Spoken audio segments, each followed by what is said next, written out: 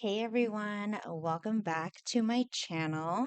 And today we are going to talk about cueing in yoga class for alignment. So, this is the reason why you're a yoga teacher. This exact thing is getting students into alignment in the yoga pose. So, I will go down, I have my notes here just so I don't miss anything, but I have 8 points of how to do effective cueing in your yoga classes. This skill is it's tough to master if you don't have much practice.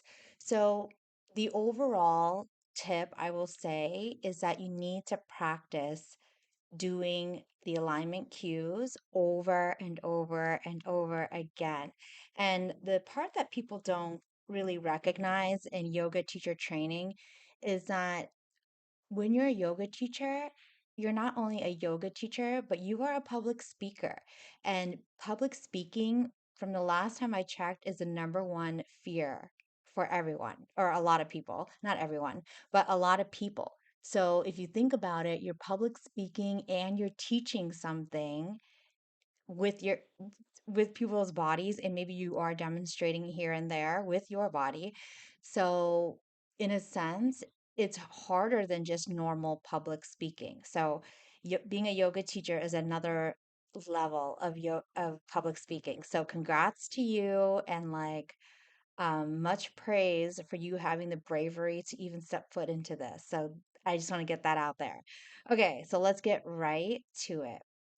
So tip number one, and this is could be obvious, but I might as well just say it, is you need to understand the pose. What does that mean?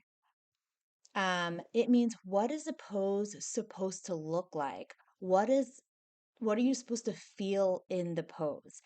And so if you are sitting there saying alignment cues and you're just doing it based on your yoga teacher training manual, people are not going to connect with you. You're going to sound like a robot. You're going to sound like you're just talking to like ghosts, and you'll feel very disconnected.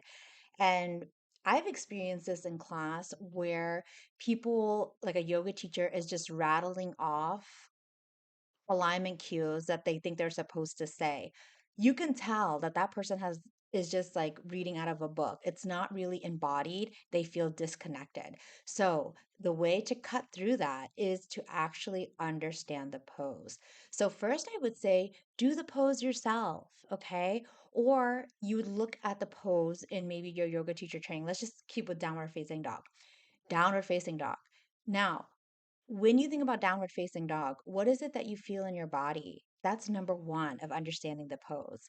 And then the other facet of understanding the pose is, can you see downward facing dog in all different body types? So go to a class, observe the person next to, not in a creepy way, but just, glance over to the person to the left or right of you and just noticing what the downward facing dog looks like in their body, and what do you think that they're feeling in the pose? And part of that is like, when you get into downward facing dog, ask yourself, what is engaged? What is lengthened? What is rotating? What is stabilizing? What is there that needs to be lifted? I already said engaged, right? Yeah, engaged. Part two, tip number two. I kind of already said this, but observing the pose in other people. So the pose may look different than your pose, and you want to be able to observe that in other people and understand the pose in their body. And if you're looking at your pose, within yourself, one way that you can see what, rather than yes, you would feel the pose when you do it, but you want to see what the pose looks like from the observer's seat. So one way you can do that is take a quick picture of yourself in that pose, and then look at the image of yourself and see what you see in the downward facing dog. Okay, then when you're looking at the pose of yourself or other people, start to see what do you notice in their foundation? So when you do any cueing in yoga, you want to always start from the ground up. The ground up, stabilizing the feet. What are the adjustments to the feet to help them be more stable? And then you start to go up towards the arms and head. And by starting with the foundation, it is the most important cueing practice that you can do because it actually keeps the pose safe. So when you're ungrounded, just like in any like spiritual practice, things kind of fly up everywhere. You're more wobbly. So keeping the pose safe starts with cueing in the foundation, aka the ground up. Then, when you're cueing, tip four, make sure you're using straightforward language. Just, I think like the newspaper is written in a fifth grade level. You maybe need to even speak more on a third grade level because you want to make sure that you're getting the real message across. So when you start to say all these like random yoga teacher words, to the normal person that comes to your class, they're not a yoga expert. They're coming here to experience yoga with your guidance. So speak to your audience. Know who's coming to class. Maybe they have a regular job and they're not studying yoga all day. So try your best not to like use weird fluffy yoga terms and use real straightforward wording for the alignment cue. So, one of the things that I'll give you an example for downward facing dog. You would say, it doesn't even have to be a complete sentence. Spread your fingers nice and wide and press through the roots of your hands, through the palms, through the fingertips. That is right there, straightforward, right? Or you can use analogies. Sometimes I'll say, pretend your hands are like frog hands. They're really sticky, they're pushing down into your mat, right? Frog hands, spread them far apart like frog hands and press them into your mat. That's very straightforward. Um, you don't, sometimes when people will cue, it'll be so like out there that people cannot understand what the H you're saying. So you might as well have just like kept your mouth closed and not said anything because it's not really registering.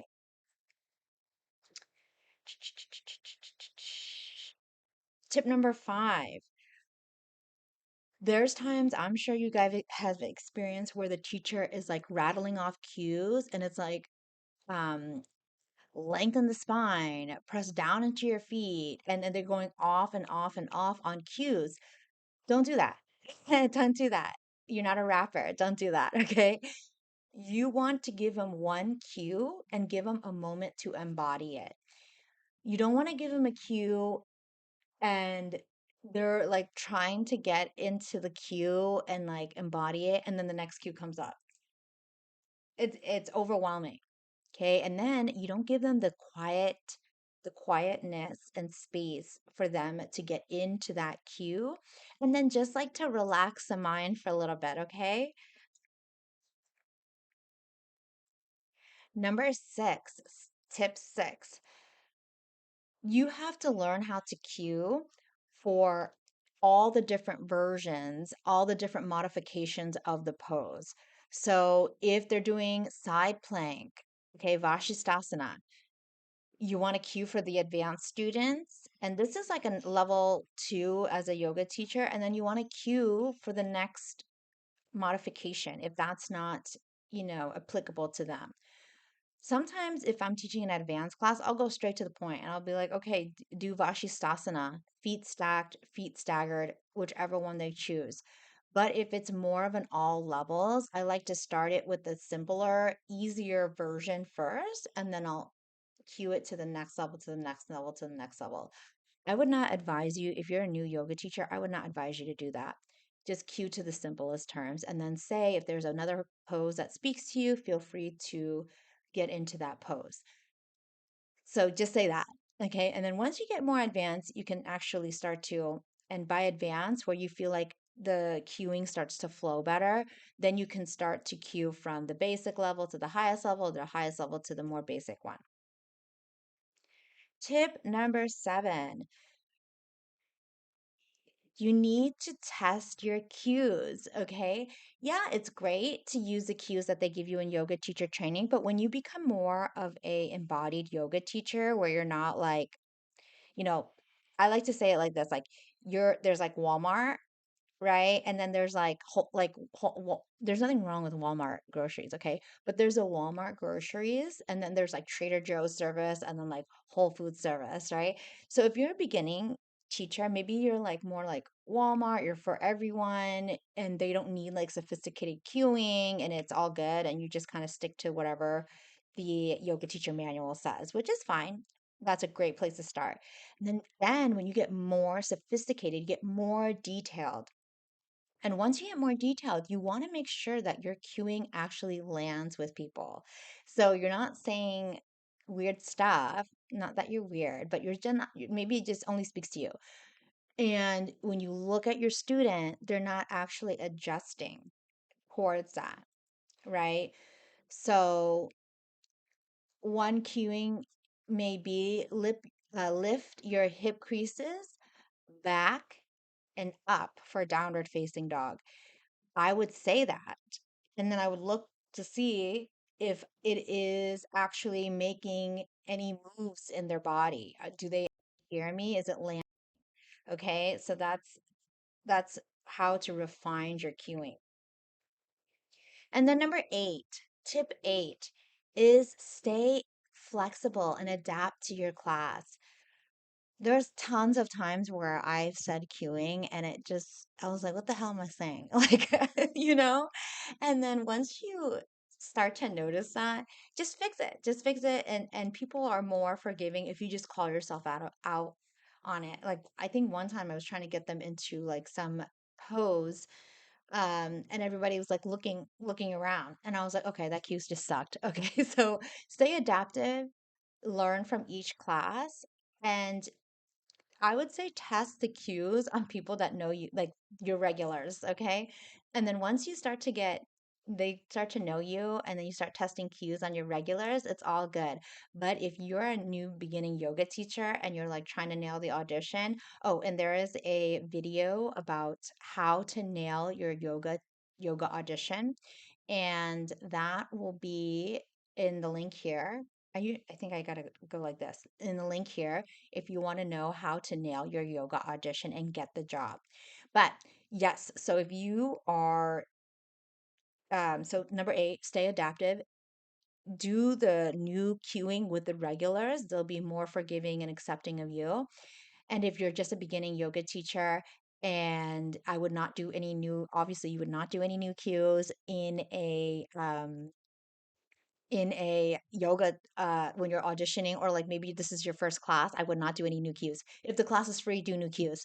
But yeah, so anyways, these are my top 8 tips on how to cue yoga poses. And let me know if you have any questions. I know I kind of went through it kind of fast and, rambling here and there, but let me know. And I have a basic alignment yoga cueing workbook that you can purchase on Amazon if you want to. There's like a volume 1, 2, and 3, and it goes through every pose. I give you some like cueing that I use, but and then I give you a workbook on how to, and it basically goes through every step that I have in these like 8 tips so that you can refine your cueing.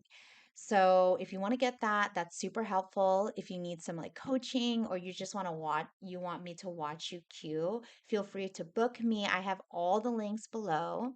And also, if you want to make more as a yoga teacher, this sounds so crazy, but teach children's yoga. Not that it's crazy, but teach children's yoga. You can make more per class